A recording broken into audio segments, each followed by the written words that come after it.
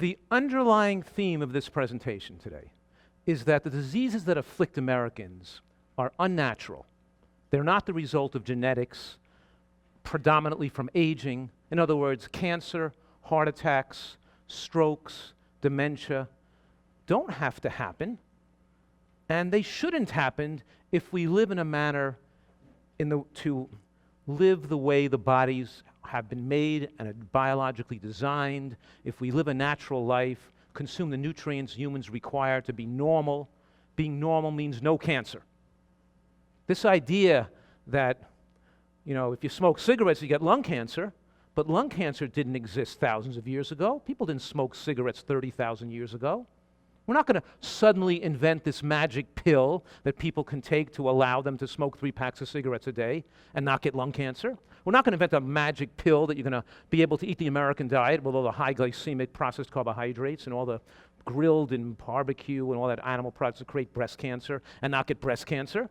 And get all the mammograms and give all the billions of dollars for pink ribbons and for breast cancer research. We're not going to solve these issues as long as Americans continue to incur the cause of disease.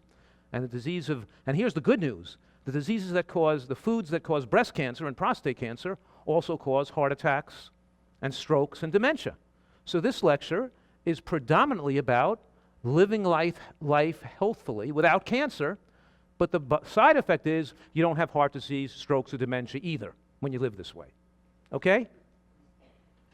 So let's get started. Because I'm suggesting that these advances in nutritional science enable us to take control of our health destiny, apply them in a delicious way in our life today, and remove the fear and the terror that hangs over our heads. The fear and the terror of medical care and medical treatment that tortures people with almost no benefit, with almost minimal to no benefit. In other words, we have so much tragedy and human suffering that just doesn't have to be.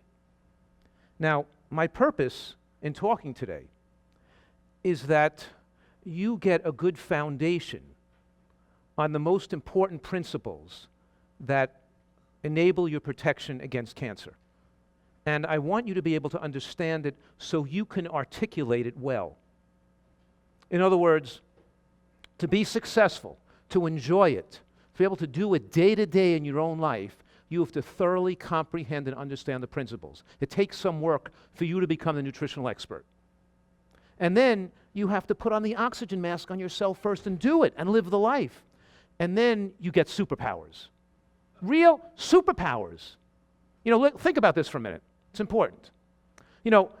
If you had superpowers like Superman where you can emit, rays of heat and burn things in your eyes or see through things or fly through the air with super strength, that would be great if you were trying to kill aliens from another country or another planet or to fight other aliens and other superpowered people, but that's nonsense, right?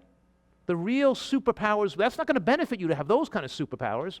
The real superpowers that really benefits people is your ability to control your health, never get sick, never have a serious disease, and have that knowledge and have that ability to touch and share with other people so that your loved ones and your community and the people you care about and share, you can have them not get heart attacks and strokes, not get dementia, not get cancer either. You can radiate out with this superpower to help your communities and to love other people. That's the real superpowers we need, right? It's the most important thing you could possibly have. We have these superpowers available to us, better than being Superman. So before we get started, let me ask you a question. Raise your hand if somebody in your neighborhood, raise your hand if somebody in your family, somebody in your immediate family has ever been stabbed by a knife. Raise your hand, stabbed by a knife. Come on, up, stabbed by a knife, raise your hand. Okay, let's try something else. Raise your hand if somebody has been shot by a bullet. Shot by a bullet, raise your hand. 2 people, 1 person? Okay, great. Now raise your hand if anybody, it's good. Now raise your hand if anybody has ever had a heart attack or a stroke or have a cancer. Now raise your hand. Everybody, Here's the thing. If I was living in that neighborhood, I'd get the hell out of there. Wouldn't want to be in that neighborhood at all, right? Do something different. Why would you put up with that? Why would anybody stand for everybody they know getting heart attacks and strokes and cancers? This is insane. It's crazy. Get out of there now, right? So how do you get out of there? Well, that's what this is about. You ready to get started? Enough fun? Now the hard stuff? Okay, it's not hard. It's very simple. Because food gives us nutrients, two types of nutrients. It gives us macronutrients, which have calories in them, predominantly fat, carbohydrate, and protein. And the more macronutrients you eat, the shorter you live. Okay? Americans eat about twice as much, at least probably 500 calories more than they need of protein, carbohydrate, and fat. And one thing we know, the only thing ever proven in the history of science is that when you exceed your caloric requirements, you dramatically shorten your lifespan. And the only thing proven to extend the lifespan of almost every species of animals, and not just animals, but even insects, fruit flies, worms, rats, dogs, cats, monkeys, you name it, if you feed them, moderately restrict their calories in an environment of micronutrient excellence, they radically live longer, and don't get cancer. And so Americans are eating a diet very high in micronutrients, but the American diet is ubiquitously deficient in micronutrients like vitamins, minerals, and phytochemicals and antioxidants, which do not contain calories. This is relatively simple.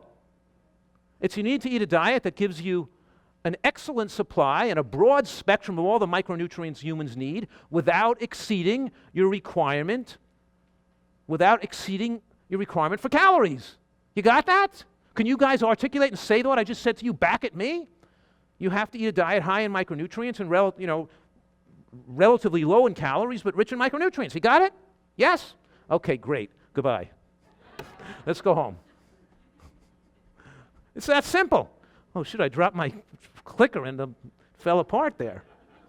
Well, that's okay. It's still working. But it is that simple, right? Because let's say, for example, because we're talking about cancer here too, right? And the standard American diet has more than half of its processed junk food. Pasta, salad oil, mayonnaise, donuts, cookies, crackers, rice cakes, breakfast rice, chips, soft drinks, and breakfast cereals, and all kinds of candy and, right, garbage. Those are calories with no significant micronutrient load. And let me tell you, every bite of a calorie with no nutrients in it shortens your lifespan. Every bite of that pasta, every pouring of that oil, that breakfast cereal, those cornflakes, those Fritos, right? Every time you flood your body with calories with no nutrients, you're taking away days of your life and years of your life. Extra calories, especially calories that don't contain nutrients, are dangerous and cause cancer. And then Americans eat about a third of their diet from animal products, right? Now, animal products are like processed foods because they don't contain a significant load of antioxidants and micronutrients and phytochemicals, and they don't have fiber. They're a rich source, they're a concentrated source of calories, and especially a concentrated source of protein. An excess amount of protein has a more powerful hormonal effect on accelerating aging than even having excess of other macronutrients, because protein drives growth and drives growth of cells and drives cancer cells to grow. Because when we're no longer growing, we reach our adult height and we promote hormones that promote excess growth. What's going to grow on us? Cancer. And protein drives growth. I always say that this American diet with less than 5% of calories of produce, and it says 11%, but I'm saying 5%, because they include white, French fries and ketchup and a lot of things that aren't real produce in that 11%. But I'm saying this diet has been beautifully designed by Al Qaeda to kill people. I said that on PBS, but they cut it out. They wouldn't let me say that, and they made me sound so stupid. On PBS, here's what I'm saying. I didn't really say this. It says that diet's been designed by Darth Vader. That's what they have me saying on PBS television. I'm so embarrassed about that. I hope you'll forgive me. It wasn't my joke. My joke was Al Qaeda.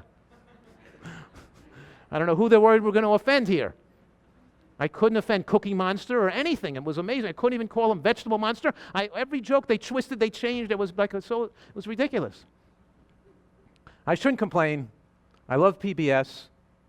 They enable me to bring my scientific message directly to America without commercial interests and commercial, telling you what you can and cannot say. When you want a regular television show, like, some of the shows I've been on, or the regular TV shows, you can't say what you want.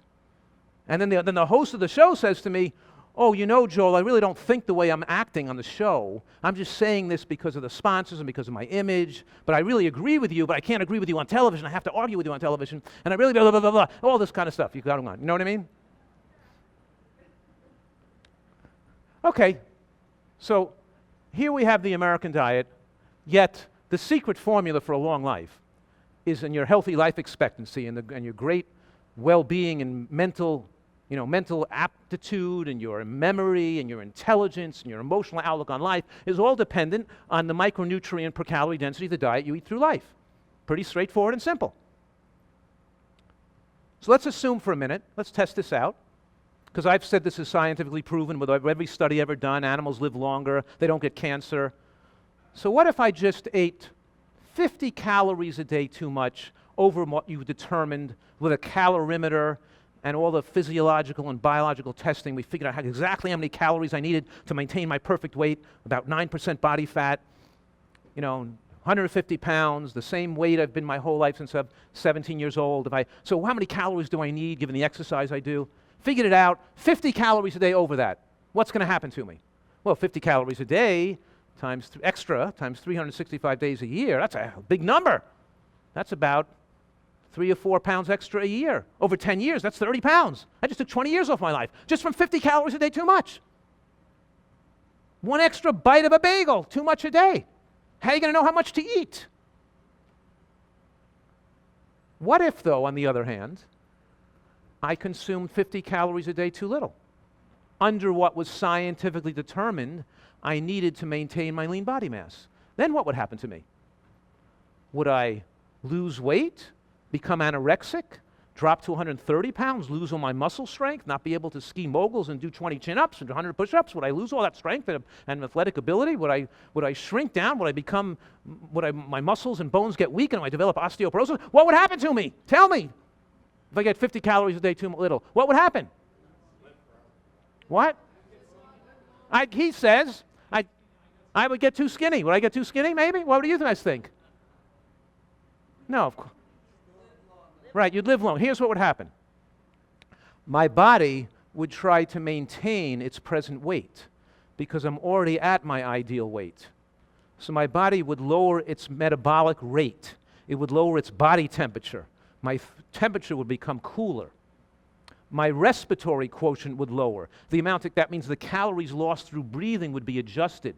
So I'd lose less calories through breathing, and my thyroid would function a little slower, so my metabolic rate would slow down so I wouldn't lose weight, and because my metabolic rate is slowing, I'm aging much slower, I'd maintain my youthfulness longer, my bones and muscles would stay stronger, I'd be able to maintain my muscle strength and my power into my later years, and that mild degree of caloric restriction would keep me in much better health and more youthful and protect me against these later life diseases that afflict everybody else, just by moderately restricting calories a little bit. Did you follow that? And here's what I'm saying, here's what I'm telling you today, is that the mechanism via which you can comfortably eat a few calories less, so 25 to 50 calories less each day, with comfort, is by eating a diet rich in micronutrients. Because the more micronutrients you eat, the less calories you desire. And when and your diet is micronutrient insufficient, you become a calorie-consuming monster. You can't stop over-consuming calories. You become an overeating machine because your diet is too low in nutrients. So let's pause this presentation for a minute, and let's do a scientific test on this audience right here. So I want all of you, half of you on this side of the room, to line up in the back of the room, and make-believe, but make-believe. A line up on this side of the room, the other half line up on that side of the room, and this side's going to come up here on this buffet, and I'll put a delicious buffet, a healthy buffet of a meal right here in the front, and you're going to make a nice line and come to eat at this meal. But those on the left side of the room, as you're waiting in line to get your plates filled, I'm going to give you an apple to eat while you're waiting on line. And as you eat that 65 calories of apple, your brain and your body will get the message that you're consuming 65 calories of fiber and nutrients. And when you get here to consume your food, and when you sit down to eat the food, we're going to track exactly how much calories you cooked on your plate and how much you ate. And I can guarantee you that this group eating that apple will eat 65 calories less on the average because they had that apple, and it turned down their appestat accordingly. Did you follow that? Now, this line on the left side of the room over here, or my left, your right, you're going to be in the line over here, and I'm going to give you a tablespoon of olive oil at 120 calories. And you're going to come up here to eat your food. And I can guarantee you, when we measure the amount of food you eat, you would have not reduced your caloric consumption by those 120 calories. As a matter of fact, those 120 calories from the olive oil would have zero impact on the calories you chose to eat in the front of the room. So you'd be essentially consuming 120 calories more because you had that oil on the way up here. Matter of fact, because there's no fiber and no nutrients in it, it's because it absorbs so rapidly in the bloodstream, it doesn't have any ability to ratchet down the appetite. It's absorbed too rapidly with no fiber and micronutrients present. Matter of fact, if we mix the oil in the food, it would make you consume more than 120 calories more. Put a couple of tablespoons on that food, and maybe you consume 240 calories, but you're not just consuming 240 extra calories, you're consuming 360 extra calories, because you put the oil in the food, it makes you want to eat more of the food. It turns, where the apple turned down the appestat, the oil turned up the appestat, made you consume more calories. Any food you can possibly think that could damage your health and life more than oil, you can tell me what it is, because there's nothing that increases the calories you consume each day more than putting oil on your food. Nothing. Any oil, by the way. So don't raise your hand and ask me, what about flaxseed oil, what about coconut oil, or this kind of oil, sesame oil, blah, blah, blah. Don't ask me what kind of oil. All oil has no fiber and no significant micronutrient load. It's all empty calorie stuff that turns up the appestat. Okay? Might be good for a person who's wasting away to nothing and can't consume calories, but it's not good for everybody else who's really, like all of you who are all overweight. Sorry about that. I was wrong about that. I was insulting you. It's really only 88% of people in America that are overweight. You know, because American authorities tell us that 2/3 of Americans are overweight. That's not true. Because they use a BMI of 25 as a demarcation line, what they describe people as, label them as overweight or not. When we know from all the blue zones and studies of centenarians that long-lived people always have BMIs below 23, not BMIs below 25. If we use the criteria of 23 as the right BMI, below 23, we have 88% of Americans are overweight. That leaves 12% of Americans have a normal weight. Did you follow that so far? Out of that 12% of Americans that are so-called the normal weight, most of them, more than 90%, either smoke cigarettes, alcoholics, drug addiction, depressed, autoimmune conditions, digestive disorders. You know, in other words, they have some medical occult cancer, serious illness later in life. There's some medical reason why they're a normal weight or why they're slim. It's only about 2% of Americans are at an ideal weight because they eat and live a healthful life. Did you follow that? I hope you become that 2%. That's the whole point. You have to earn good health. You can't buy it. Doctor can't give it to you. Can't purchase it in the drugstore or the health food store. It's a fun experience, though, achieving it. That's a delicious experience achieving it, because as you get healthier, your taste and smell improves too. And food tastes better, and your taste changed.